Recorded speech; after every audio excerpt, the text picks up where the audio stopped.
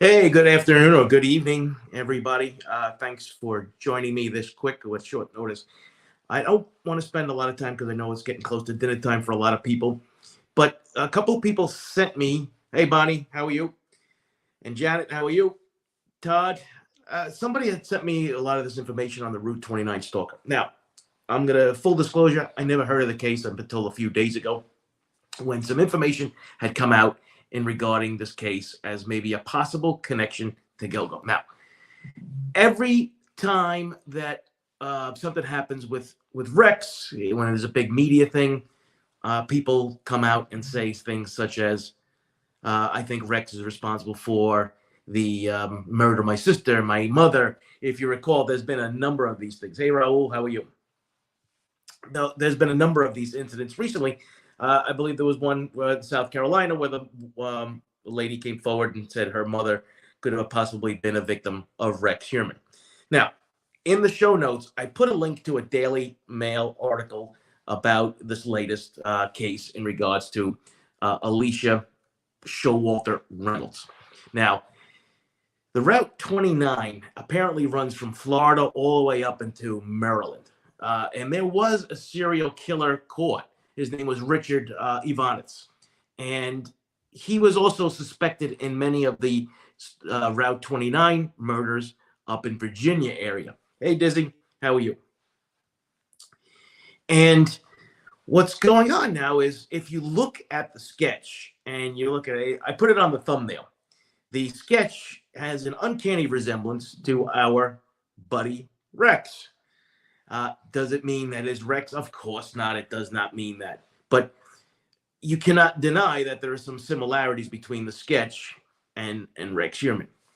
And what's happening now is, from what I have read and understood, that law enforcement is now in contact with the Virginia State Police in regards to this case. So her name was Alicia Showalter Reynolds, and this case was from 1996. And apparently, this Route 29 stalker targeted women up and down the route and would say that there was something wrong with their car while they were driving, and then the car would pull over, and then however he abducted them or what have you, and then eventually her remains were found along Route 29, not far from where her vehicle was. So this happened several times in Virginia, and now as I'm starting to research this case, there's a lot of information, a lot of rabbit holes going down on this case for sure. And hey, Kathy, how are you? Hey, Gene, Ginger, everybody's here. Thanks for coming out.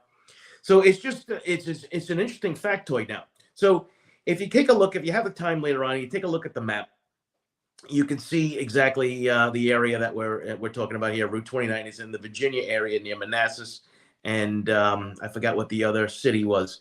But just understand something: Suffolk County is going to try to help out. Now, this case is another case that is now almost 30 years old. We don't know if there's any DNA has been recovered, and even if it was recovered back then, it might be difficult that if it was, for instance, a lot of times we had cases from the 90s where evidence wasn't packaged correctly. What do I mean by that? Back in the 80s and 90s, I mean, going back in the 70s, everything was put in plastic security envelopes. And the plastic security envelopes that we have found have degraded the DNA samples over time.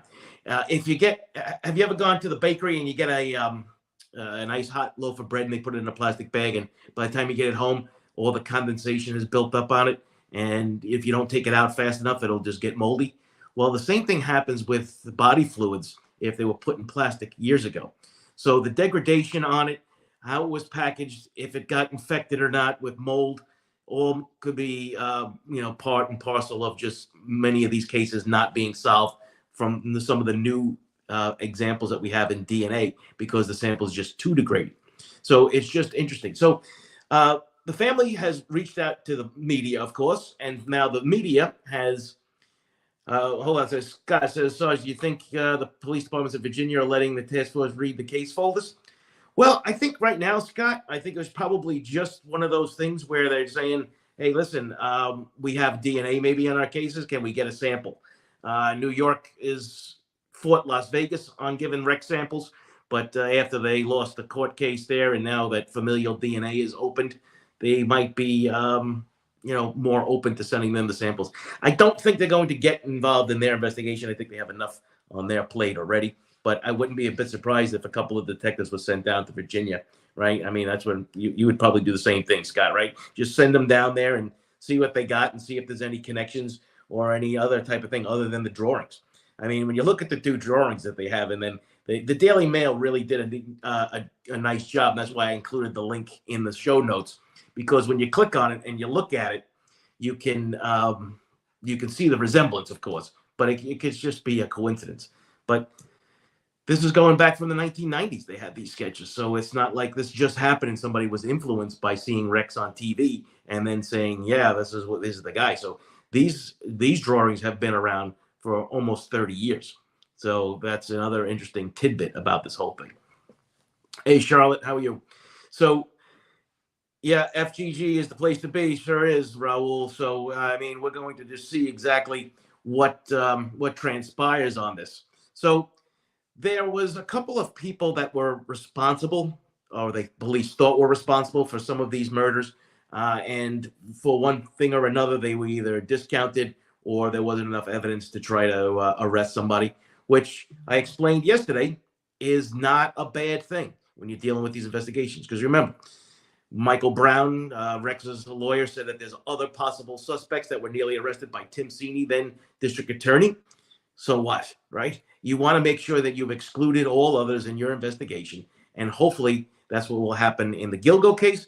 But maybe that's what's going to transpire here, and maybe that we can get a little bit more information about this one particular case in Virginia. Now, the Virginia State Police have made a public statement that they have contacted the other law enforcement agencies up here in regards to that case. So it will remain to be seen exactly what happens here. Yeah, Green Dragon says, looks exactly like him, a red nose, just like Rex. Yeah. I'm not saying this is Rex, and I don't think anybody is going to try to take that to heart, but it's definitely something worthwhile looking at. Out of all the cases that we've heard so far, whether it was Las Vegas, whether it was South Carolina, whether it was Springfield, Missouri, it comes up, New Jersey, Atlantic City, right?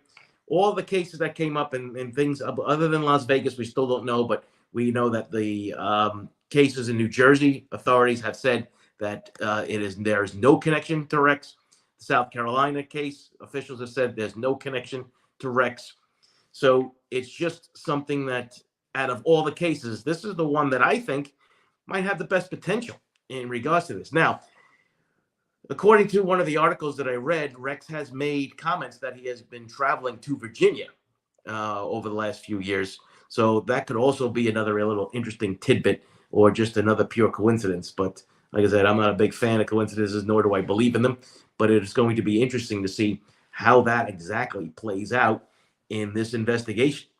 So in hindsight, right, so the detectives are looking at some of these multiple cases that they're having out there. You already had a serial killer that was captured, and almost identical to what we're talking about now with Rex, about trying to attach other cases to him.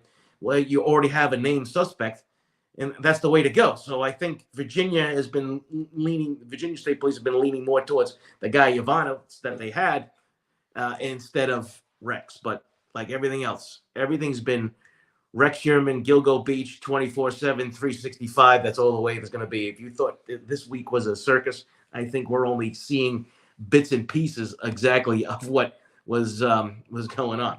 So here's the other little interesting tidbit, that there are sections of Route 29 that are under federal highway control. So it could be interesting to see exactly where these fall. Now, it's not the entire section. And why is that a big deal? Well, because then it becomes a part of a federal investigation. Right now, the Virginia State Police are handling the Reynolds case, but I think we're going to hear more from the daughter and the rest of the family members going forward, and to see exactly what happens. Thanks for the heads up for a couple of you that have sent me this. Publicly Buzzed is here. Thank you guys for showing up on such such short notice. but I just wanted to get a quick one in here and just, just talk about this. As I'm looking through this, if you're on Kick, thanks for showing up here. I know that everybody is busy. This is like I said, dinner time coming up for a lot of people. I could be boots on the ground. So here we go. Ty Weiss, you could be boots on the ground. I can listen. There's one thing about having these shows out there and meeting all these people. Like we have people now internationally from everywhere. There's no matter what this pops out in the country, there might be somebody within the community that lives in these locations. So if you're Phil, if you're in that area and you want to go check things out, go right ahead. I think many of us would like to see some either still video, video or still pictures from it. And, that's it. But remember, I've told you on other cases with serial cases, you have to see what cases could be connected to this one because each one could hold a key to something else, right? So this is now as moving forward in this case to see exactly what's going on. And who knows, maybe it will be, part of the Gilgo case someday down the road. I don't know. But I definitely think we would see the federal investigation then for sure. When you have two different states and bodies showing up, I'm almost hoping for a connection case in another state, to be honest with you.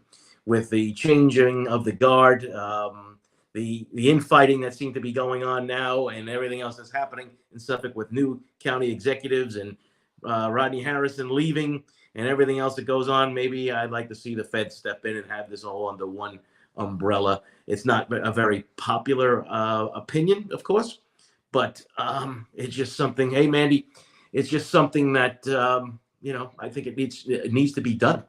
It needs to be spoken about. I mean, I don't know how you guys feel about that per se, but I think that's the way that it was going. So this Stalker case has been going on for over 20 years. I don't know how many of you guys. I'm stalking you until I get the information needed from you. Okay, Mandy. I don't know. Have you guys ever heard of these cases before? The Stalker 29 case until the other day. Like I guess kind of learned about it. So it's in too many cooks in the kitchen. Yeah, right. Insightful. Yes, just definitely agreed. I don't like Tierney, the case, and I don't trust him. Scott, I've mentioned this before. I'm still not a big fan of having Tierney run this case. I really don't. Not that he's not capable. I just think that the head district attorney has other things that he could be doing other than tying himself up in this case, but probably has bigger political aspirations down the pike. Now, the reason why I didn't show any of the pictures on here, whatever, because YouTube is Fuzzy Puff. Thank you very much, Fuzzy, for the super sticker. I really appreciate that. I'm not gonna even go there with the YouTube and the copyright stuff and all that other stuff. That's why I just put the show in the show notes. I put the link. If you're looking for the pictures and you haven't found them yet, you can go right to the show notes on this video, and there's a Daily Mail there, one too. And if I find any better stories on it, I'll just update it and I'll put it in there for you guys. We're going to follow this one. I think this is something that, and I know publicly is still in here, publicly Buzz, and we'll try to get Jay. I think a couple of us should be looking into this case and trying to get some more information, because I really haven't heard the true crime community really running with this one yet. I'm sure there's a couple of channels that have it on there. That's the reason why I wanted to put it out there today. Not to be first, but it's just something I think that needs to be spoken about. It's nice to be first too, once in a while, right? I mean, we got a great group of people in here. I mean, there was 100 people that just showed up at the split of a moment, so that's actually kind of cool in regards to that. So if you're interested in the killer that they already had suspected in some of his name is Richard Ivanitz. Let me just throw that in the chat. R-I-C, Richard E. Ivanitz, so that you don't have to go even do. So he's about 30 minutes away publicly. There you go. So I mean, this is something where if you're there, this is something that's going to get real hot. So the incident that we're talking, I don't know if publicly, if you're aware, it says Manassas, Virginia, and Charlottesville, Virginia. That's the stretch of Route 29 that this case took place in. Remember, her name is Alicia Showalter Reynolds, and this case is from 1996. And apparently she was pulled over by somebody saying that she had difficulty with the car. There's a witness to this. And here's the other kicker, and I forgot to mention this earlier.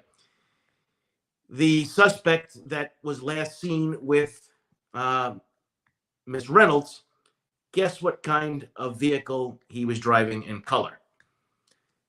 The description was given as a dark colored pickup truck. Do we know anybody else that was driving a dark colored pickup truck? I know you said Joe. So many freaking people drive around in dark pickup. It's just another. I know. But it's just interesting to see how some of these things are coming into play. So, so it was a black one, M? Yeah, so he had that dark green one. But if you're driving by 50, 60 miles an hour, you can, yes, Jay, sounds familiar. I didn't want to interrupt your the stream there with the closing arguments, Jay. That's why I just said I'm just going to throw this up there and go up there. Yeah, Scott, right? Kind of sounds interesting. So we have the drawing that kind of looks like him. We have a description of a dark pickup truck. Doesn't mean it's him, of course. Please, let's not get totally, out of our, minds here and going down the same. Don't be a rookie. Hit the like key. Thanks, Tim. Done. And we don't want to start spreading rumors and we don't want to speculate, but I just want to make sure that everybody is on the same page. So those are just the brief statistics or the brief facts that I've found within this case. You guys can make up your own decision on where this thing is headed. But I kind of like the fact that there is some information. There's actually a fandom page for this Stalker guy, and there's also a podcast on just the Route 29 Stalker. So I am going to put that in the show notes too, if you guys are interested in listening to that. It's on Apple Podcasts. It's called the Route 29 Stalker on Apple Podcasts.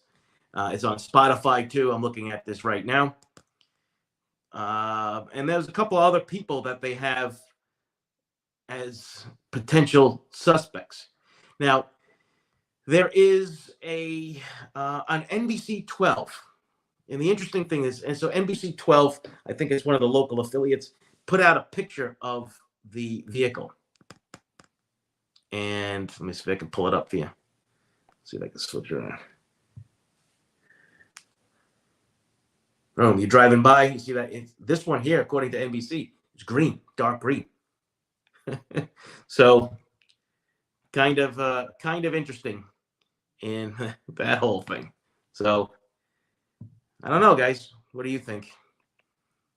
I hope they don't hit me for the copyright on that one, but I think it was worth taking a shot. So there's another article with the Sun. We have, of course, the Sun is the English affiliate. They have they have the United States edition, and there's a whole big thing with James Burke and the Stalker case and everything else that's happening on there. I'm not a big fan of the Sun, but other agencies are starting to pick it up, and it's just something. So the last update on this case before the one I found was in 2017. So we're looking at 6 years of really not much more information except for the podcast that was put out. So it's just interesting to see how this thing really starts to grow legs. And they had put out a request for information around the anniversary date in 2019. And that's really about it. And of course, there are other websites out there. And this is the reason why I wanted to talk about this. There's a couple of websites out there that say that Rex may also be the Route 29 Stalker. Listen, there's got to be a lot more information, a lot more investigation, and a lot more corroboration. So until we get that kind of information, I think some social media groups, and I hope some of the true crime people that come after us and do this stuff, is just not to sensationalize this in regards to that this is definitely Rex and all this other stuff that goes on with this, the true crime community. Let's just keep it as there is a resemblance. The resemblance is uncanny. There's a description of a pickup truck that looks sort of like his. I say sort of because it's not a one of those huge avalanches that he has. The color is very similar. It's either green or dark or black. Okay, so yeah, we do have a couple of similarities. But hey, in policing, sometimes that's all you need to create that pattern, that create that part of the investigation. So from law enforcement perspective, it's something that they have to look into. It's as simple as that. So Raul, I think you need to be on top of this because you are the research man, and you need to be able to try to get us some more information on this. Does Brenda question? Doesn't Rex have a relative in Virginia? Brenda, I'm not sure. I know his brother lives in South Carolina, and when did they stop making those hunks of junk? The Avalanche is what you're assuming. I'm assuming you're talking about. I think it was either 2011 or 2013. I'm not. Don't quote me on that, but I was. I think that's what it is. And let's see. Chevrolet Avalanche. These pictures should match. Yeah, let's see. So, yeah, they started making them in looks like 2013 and lasted maybe till 2017. So that's just a quick search. It could be a little different there, Mandy. Yep, Raul always is, right? So this is another one you could add to your list because as you find out some interesting tidbits, maybe we could put together a future show on this here. Yes, South Carolina, not North Carolina. That's where his brother lives in South Carolina. Right, but Virginia, Brenda had asked if he had relatives in Virginia. I really don't know. I don't know if he had property in Virginia. Maybe somebody in the chat knows better than I do about where's Rex's properties. Candy said his mom remarried and moved to Virginia in the 1990s. Dizzy's all over this. Very good. All right. Okay, folks, listen. I want you guys, it's almost 5 o'clock. You should be getting ready to go out to eat or sitting down with your families. I just wanted to jump on quick and just talk about this and get out in front of it, and let's see what happens. Let's just look at it, and let's circle back on this case. Now, tomorrow at 2 o'clock, I got Anjanette Levy from the Law and Crime Network. And Tuesday night, I have everyone's favorite, Cheryl McCollum. She's going to be on, and we're going to just have an open forum. We're going to talk about a couple of things, of course, that she wants to help promote. But I think that Tuesday's show should be fun. Tomorrow, I'm looking forward to speaking to Anjanette. She's always great to talk to. We're going to go through some of the court cases because that's what she does at Court TV. So she's got a new show there called Crime Fix. We're going to discuss that also. And there are a couple other things. We're going to bring up the Adelson case, of course. Murdaugh, what happened today. The conviction of the other woman there. What's her name? Holy cow, she just got convicted today. Got 90 years for killing the other woman. Jeez, I forgot her name. Let's say that. I'm getting old.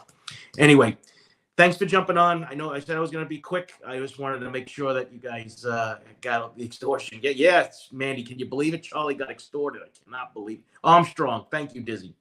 Armstrong. So you guys have a great night. Hopefully to see you tomorrow at 2 o'clock with Anjanette Levy. And if not, you can always catch the replay. I appreciate everybody, the members and the super fans and everything else that we got on here. I still can't believe it.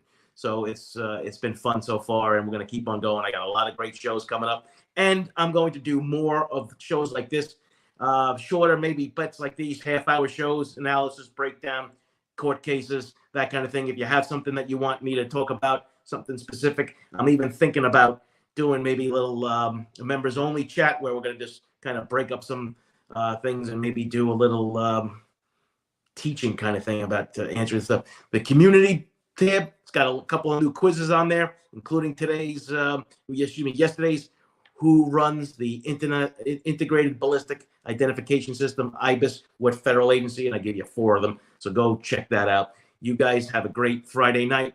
Be careful. Don't drink and drive. Have a good one. We'll see you tomorrow, 2 p.m. right here. Thanks. Good night.